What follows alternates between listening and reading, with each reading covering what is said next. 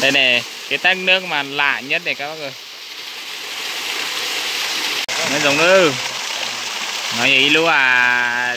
Ý tụ đề sớ chập lờ nữa. Ý tổng không nhiều sớ đời. Đó nữa. Ý tụ đề sớ tiệt tiền đi nữa. Một cái đề khó dê nào nữa.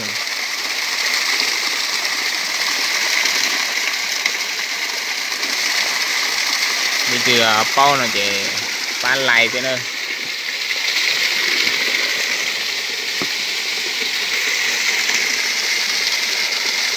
Để sắp lời nữa từ đây nào nào.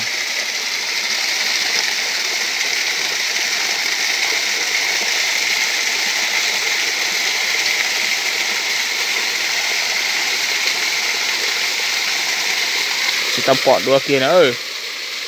Bỏ thật thơ dầu từ đây nó thế nữa.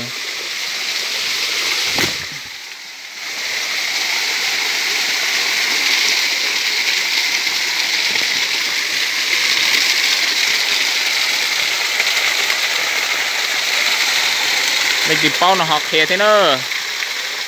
Đấy việc tiền đi.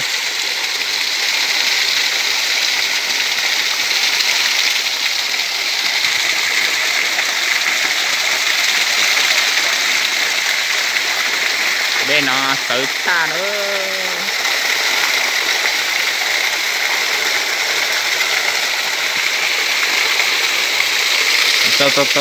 Tao phát nó thì tới xa thì nó nữa.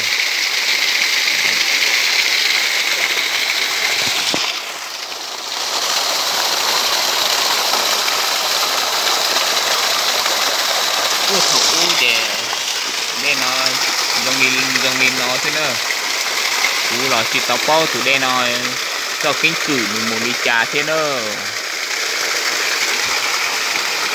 Ủa thì bỏ dòng nghìn nó thế này dòng không gì sẽ được.